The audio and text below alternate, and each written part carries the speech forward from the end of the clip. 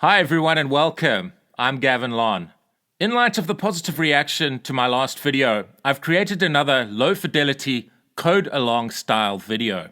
In this video, we are going to create a movie review Blazor application using Visual Studio Code, the C# Dev Kit extension, and a .NET 8 RC, or release candidate version of the .NET SDK. We've already created the code for the application in a previous video, but the difference is, in the relevant previous video, we used Visual Studio to create the application. In this video, I'll demonstrate how to build this application using Visual Studio Code. Visual Studio Code is lightweight, but is very powerful, and is cross-platform. It can run on Windows, Mac OS, and Linux. We'll leverage the new Blazor Web App project template to create the infrastructure for our project. This project template can only be accessed if you have an appropriate version of .NET 8 installed. To support the channel, please hit the like button and please consider subscribing, and please ring the bell so that you'll be notified of future content. If you're feeling generous and would like to buy me a coffee, you can do this at my Buy Me a Coffee webpage. It will of course be greatly appreciated. I love reading your comments, so please feel free to engage with me in the comments section. I've recently joined X, formerly Twitter, so please feel free to follow me on X. My username is @GavinLonDigital. Right, let's get into this video. Right, so the first thing we're going to do is make sure that we have the latest version of Visual Studio Code installed on our local machines. So let's just start from the beginning and ensure that we have our local infrastructure looking good and appropriate for our task today. So let's get started by navigating to this location. Just going to do a search, VS Visual Studio Code download. That's what we want to do. Okay, let's go here. So right at the front page, code.visualstudio.com. Here we have our options to download a version. Depending on what platform you've got on your local machine, we can download Windows, we can download Mac OS, Linux, various versions of Linux. That's one of the core reasons why Visual Studio Code is such a fantastic code editor and can be used as an IDE now, because it's completely cross-platform. You can run it on your Mac, you can run it on Linux, and you can run it on Windows. So I'm running Windows 11 on my machine, so this is the item that I'm going to want to download. So press download, and it puts the relevant install file in your downloads folder. So we just got to wait for that to download.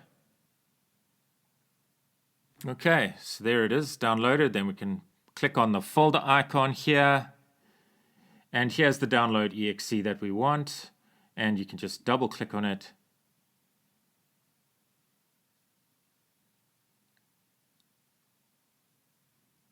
And you'll be taken through the relevant install instructions. One recommendation, just to make life easier, is to create a desktop icon, and then you can just launch Visual Studio Code from there. I've already got Visual Studio Code installed, so I'm not going to go through with this entire installation. So let's just cancel out of that. Right, and then we can launch VS Code here.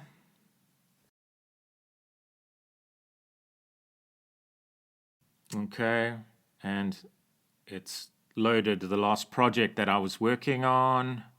So what you want to do next, if you haven't already done so, is create a local folder where you can save your various project files. In the last video I created a folder called Source, where we created a C# projects folder, and these two folders were created. So in this video we're going to be creating a Blazor project on .NET 8. So we're going to create a new directory, a new folder within the C# projects file, but we're going to use an appropriate .NET SDK CLI command to create the relevant project infrastructure for our Blazor application. Right, so let's navigate to Visual Studio Code. If I type .NET --version here, you can see that I've got .NET 8 Preview 6 installed. Now there's been a Preview 7 that's been released, and there's also been a Go Live version of .NET 8, which Go Live meaning that it's an actual candidate for the final release, the the official release, which is due to be released in November of this year. So we want the latest release on our local machines installed. And as I say, it's a go live version. So let's navigate to the appropriate URL, download and install version 8. So let's go .NET 8 and download. We've got downloads here. So this is the one we want. Go live releases are supported by Microsoft in production. These are typically our release candidate builds just before the generally available GA release. So this is the one I want to install. This is the latest release of .NET 8. So I'm going to go ahead and install that. So we've got rc.1. We want to install this one here. So I'm going to click x64. So I recommend that you install this version to follow along with the project we're about to create, which is a Blazor project on .NET 8. Okay, and then we can just do what we did before. We go to the downloads folder and we can do the relevant installation. And I'm going to be doing this installation with you because I don't have this SDK, this version of the SDK installed on my local machine. So let's click the install button. Yes. And off it goes.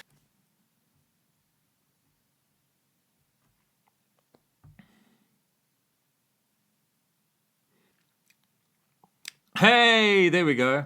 The installation was successful. So we're all good. That looks great. Okay, so let's close that. And let's make sure that that has indeed installed. Let's clear the screen. And let's go .NET version.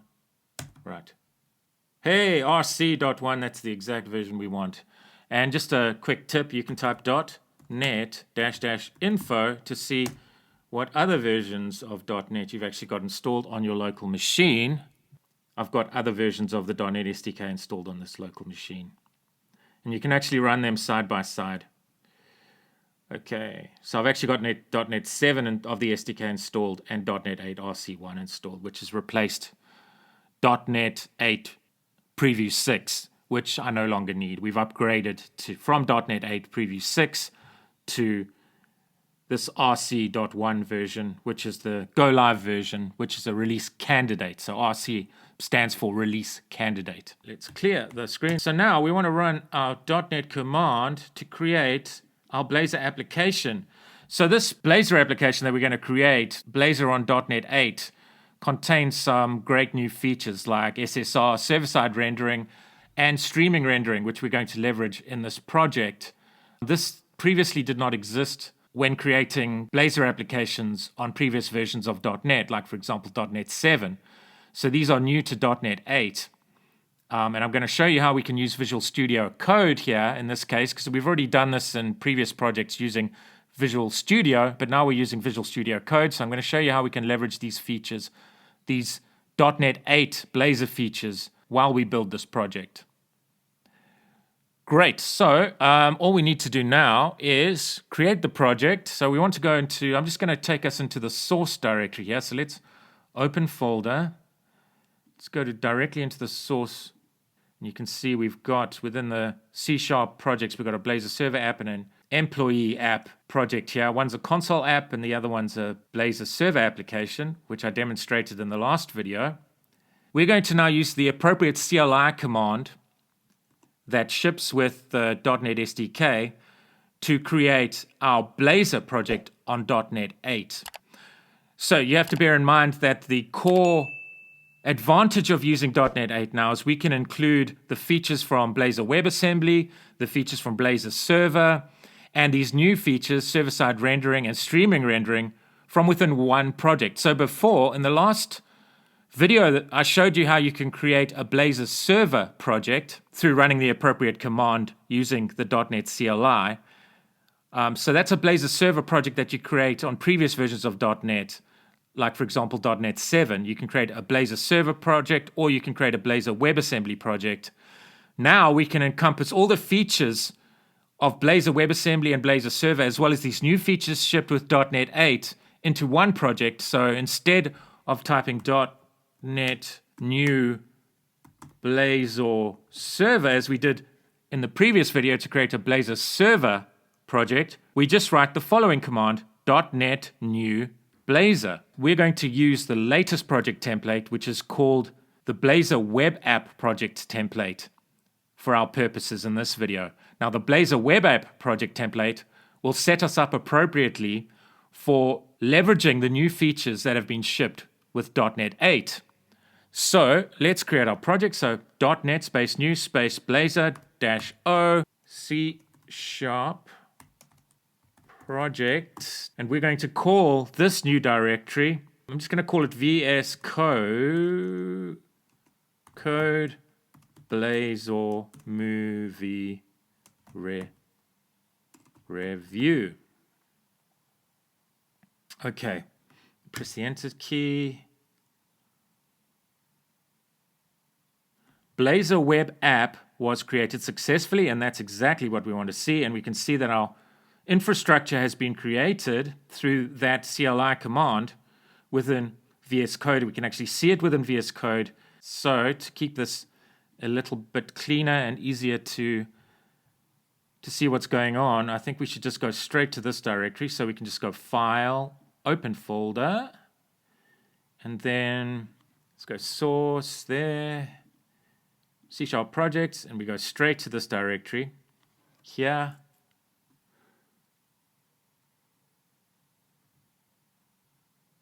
Click Select Folder. And there we have it. We've got the CS proj file within this directory.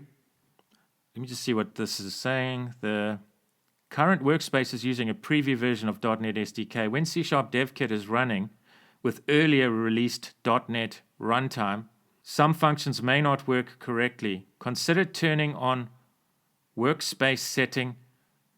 Prefer runtime from SDK for this workspace. You need to reload the workspace after this. So, okay, so let's go to Open Settings.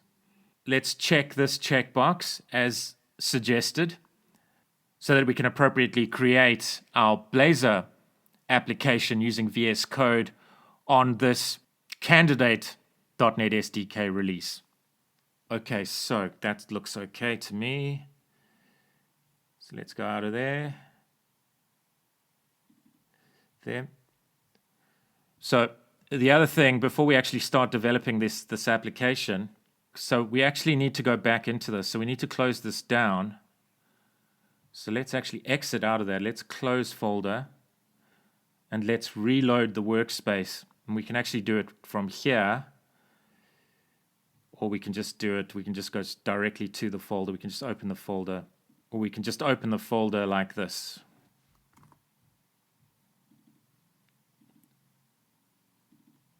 Select folder. Okay, and that looks pretty good. Brilliant. So, I think we're pretty much good to go. So before we get started, we want to make sure that we've got the C# dev kit installed. So in order to do that, you go to extensions. You can do a search for C# here.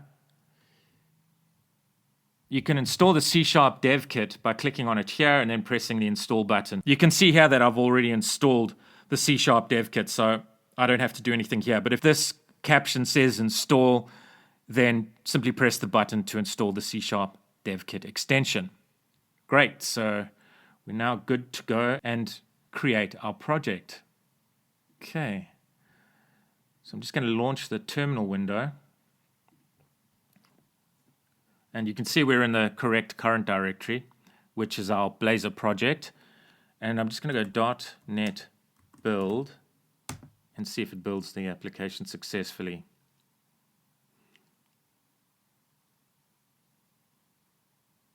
Okay, so build successful. So these squiggly lines here, these red squiggly lines here, are just saying the using directive is unnecessary. So this is more of a warning than an actual flagging of a compile time error. So I'm just going to ignore that for now. And let's just clear the screen. So it built it no problem. So let's go .NET run and just see if the infrastructure is working, because it should generate default code for us. Okay, so it's listening at this location. So I'm just going to copy that there, and paste it here into the address bar here. Great. So that is all good to go. And this is actually using streaming rendering. This is using server-side rendering and streaming rendering by default. So we can quickly take a look at that code. If we go to components, pages, and then weather, we can see some default code here. I'm just going to clear the screen here. We can see, and just lower this. You can see here that it's using stream rendering by default, and that is because by default this attribute has been included at the top of the weather.razor file, which is declaring that we want streaming rendering to be applied here. And you can see here there's an artificial delay of 500 milliseconds, which is half a second. So we could actually up this, and you can see the effect of that when we run the code. Let's try it now. .NET run.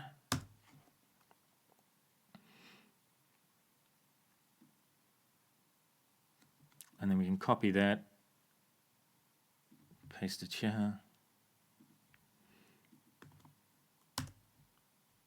Right, we go weather now. You can see it's taking a bit longer to load, but it's using streaming rendering to load the data-related content asynchronously.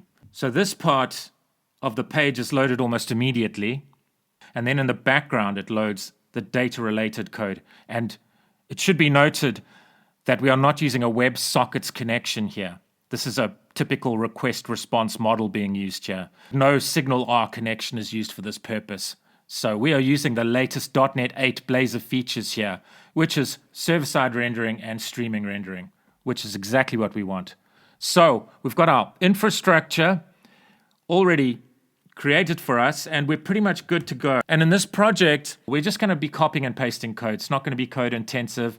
This is a very beginner-friendly video, but we can create quite a cool little movie review application, which I've already created, that resides on GitHub. And as I say, we're just going to copy and paste the code and step-by-step build our Blazor application. So let's go to GitHub.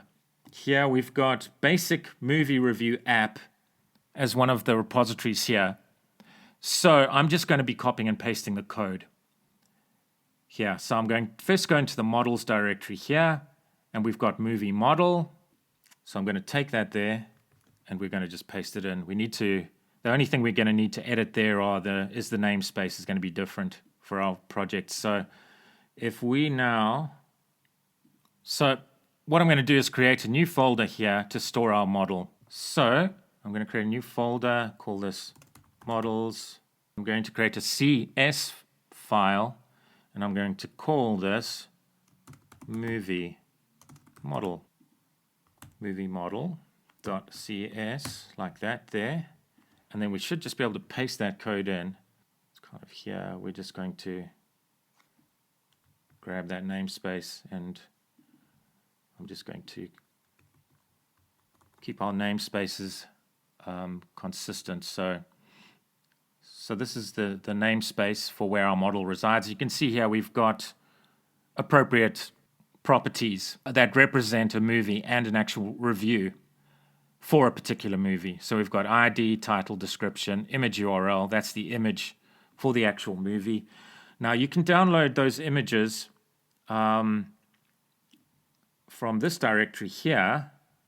So if we go to www.root, we've got images, movies there. And you can actually just download those images from GitHub and create an appropriate folder within your project. So www.root. Images, movies should contain these movie images in order to make our project work. And there's old Patrick Swayze. Great. So we got Shawshank Redemption here. Fantastic movie. Of course, Lost the Mohicans, another fantastic movie. Highlander 2. Oops, not so much. Highlander 1. I enjoyed Highlander 1 when I was a teenager. Fantastic movie. Anyway, so you can download those images from this folder here. and then just create an appropriate folder within your project. So let's actually do that now. I'm going to go to www root there and create a folder, images, and then within this folder, movies. Right, and then you just simply download the images from the appropriate GitHub directory. I've actually got them locally here, so I'm just going to copy those there. Go here, and then we can just go reveal in File Explorer.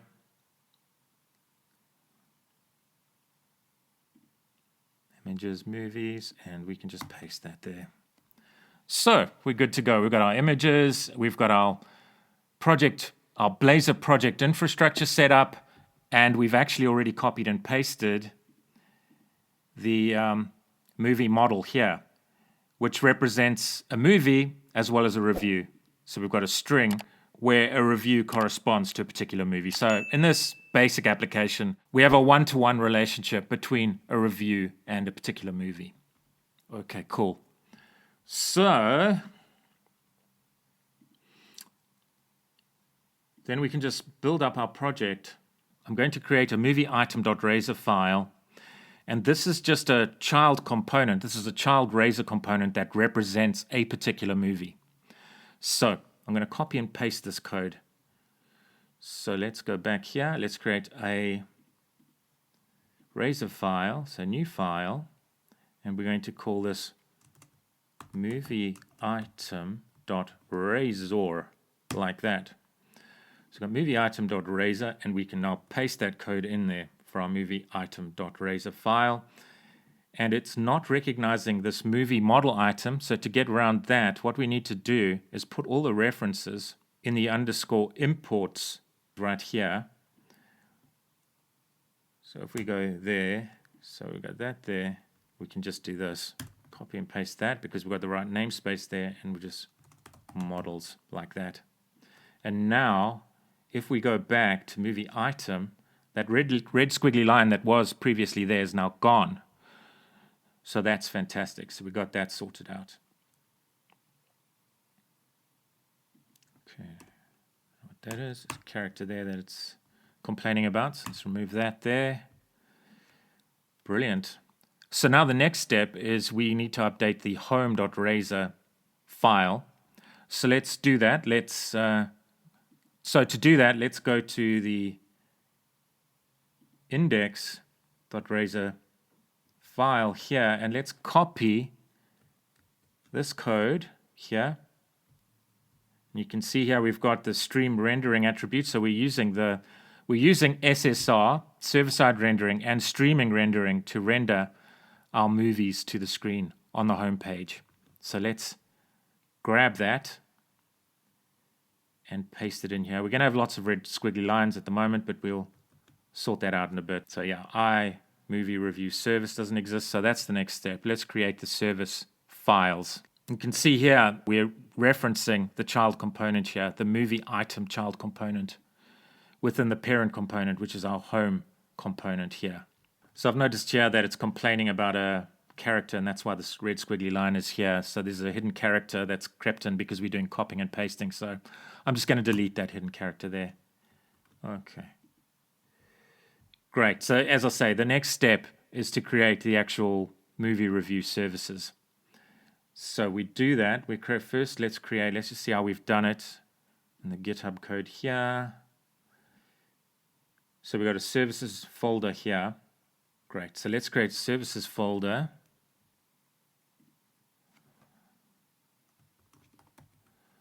Services. Okay, and then we create an iMovie review service file. iMovie review service.cs. Okay, and we can now copy and paste that code from GitHub. Okay.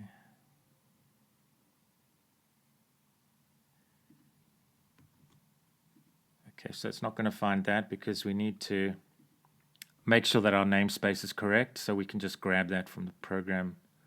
This is the namespace that we want for this particular project. So we need to appropriately change that there and change that there. And that gets rid of the red squiggly lines. Now we've got our interface for our movie review service created. So that's brilliant. And now we need to create a new file. And this file is going to be called movie review service. So create a new file within the services folder. Dot movie review dot cs. Remove the I from the front of this file name. Great, and then we can just do a copy and paste from GitHub again. You can see here that the data for this movie review app is just stored statically in memory because it's just a basic app. This is just for demonstration purposes. Right, so let's select all here, copy, paste it to the file we've just created, and we need to just make sure that our namespaces are appropriate in our project. So to do that, we can just copy it from here, the iMovie Review Service file, and update the relevant parts like this. Okay. And that's starting to look good. There we go. No more red squiggly lines. And we've got the basic service code created here. Then we can simply create a reference to the service. So you can see here it's not seeing the iMovie Review service. So to get around that, let's go to the import Razor file. And we can go using services.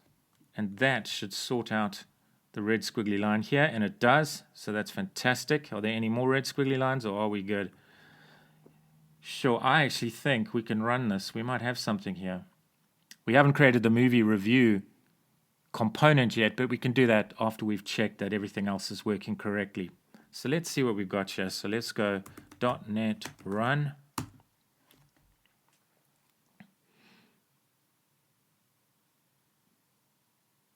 And then we can just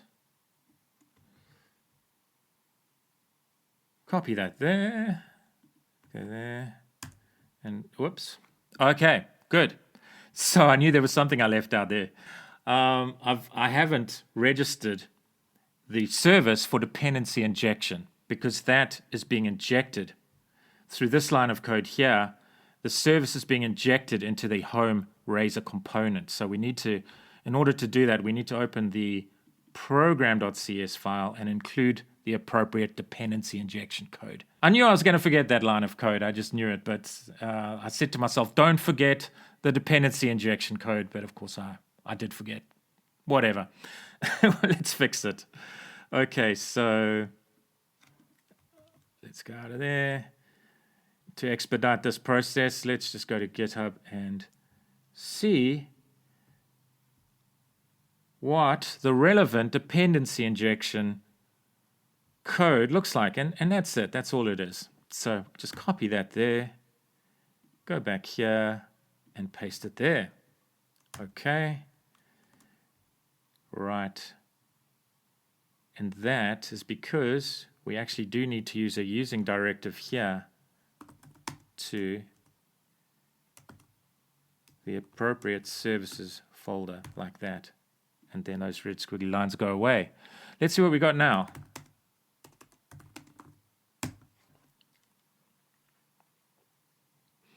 Okay, it's listening at this location, so let's go back there. Hopefully our error is now gone. Loading our movies. Hey, look at that. We've got our application working. And we've done it through Visual Studio Code and using the .NET SDK version 8, and we're actually using server-side rendering and streaming rendering in our code. These are new features shipped with .NET 8. So this is fantastic. And we've got all this. You see, this would leverage a Signal R connection. So we're actually using, this would be using a typical Blazor server technology, WebSocket connection and Signal R, so that we've still got user interactive code. So we're running all of these technologies, all of these features side by side from within one project. So we've got a Signal R connection created on the counter component. If we go to the home component, this is using server-side rendering and streaming rendering and is not using a Signal R connection. So that's brilliant. This is also using server-side rendering and streaming rendering. Fantastic. Okay. So the next thing to do, we've got one more component to create, and that is our movie review component. So let's do that. Let's create within our pages folder. Let's first just consult GitHub. I'm going to just close that down. Pages folder. We have this movie review component. And we're going to just copy and paste this code from GitHub. We're going to shamelessly copy and paste this code from GitHub to get this movie review component working. So let's go back to VS Code and let's create the movie review page. So let's go new file and we go movie review.blazor, like that. So we've got our component there, and then we can simply copy the code here. So let's select all, copy, and paste it in like that. And there's a special character there that we can just remove like that. And look at that. Now I'm thinking that this could just work straight away. And we've created our Blazor application, no problem. Okay, so if we clear the screen and we go .NET run, awesome. And then we copy this where it's listening. We copy this location here where it's listening, and we can actually run our project. Just do this. Loading movies. It loads the movies. How fantastic is that? And let's see if we can see a review. Let's see a review for Highlander. Brilliant. And that's it. We've done it. We've created our application. I'm really happy with that. So this is just a very quick rundown of how you can create a Blazor application using the new Blazor Web App project template on .NET 8 using Visual Studio Code, .NET SDK version 8. And we are able to leverage streaming rendering, server-side rendering, a Signal R connection, and even we could include WebAssembly components within this project if we wanted to. But we're including all of these features within one project, and that's the key here. So .NET 8 unifies all these Blazor features within one project, which is just fantastic. Excellent.